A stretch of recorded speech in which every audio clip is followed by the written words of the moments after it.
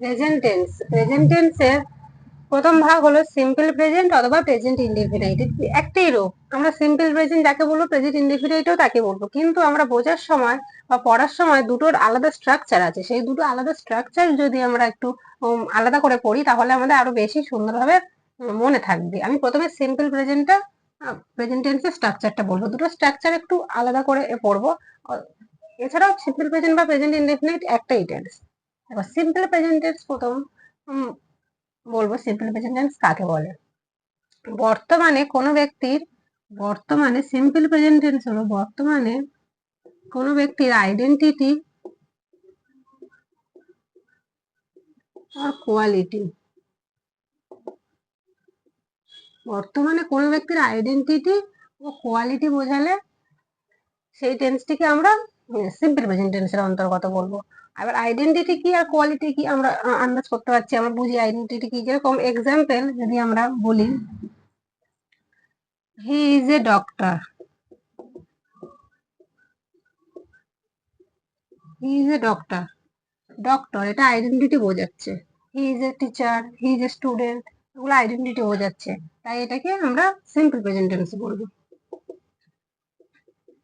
Simple present tense বলবো। আর কোয়ালিটির example যদি আমরা বলি যে he is a good boy, he is a good boy, এটা হচ্ছে গিয়ে গুড বয় দোষ গুণ, গুণ বোঝাচ্ছে বা দোষ গুণ বোঝালে এটা কোয়ালিটি বোঝাচ্ছে। তাহলে আইডেন্টিটি ও কোয়ালিটি, এরকম যখন কোনো সেন্টেন্স দেখবো যেখানে আইডেন্টিটি ও কোয়ালিটি বোঝাচ্ছে, সেটাকে আমরা সিম্পল প্রেজেন্ট টেন্স বলবো। Simple present tense. স্ট্রাকচারটা, যারা নতুন টেন্স শিখছো, যারা নতুন প্রথম একেবারে টেন্স সম্পর্কে কোনো ধারণাই নেই, তাদের আমি অবশ্যই বলবো যে স্ট্রাকচার গুলো অন্তত 12টি স্ট্রাকচার তারা সুন্দর করে খাতায় নোট করে নেবে। 12টি স্ট্রাকচার, তাহলে এই পরে প্র্যাকটিস করার সময় আর কোনো অসুবিধা হবে না। প্র্যাকটিস তো করতেই হবে। স্ট্রাকচার, আমার সিম্পল প্রেজেন্ট টেন্সের স্ট্রাকচারটা আমরা এখানে দেখে নেবো। সাবজেক্ট প্লাস এম অথবা ইজ অথবা are plus noun plus adjective.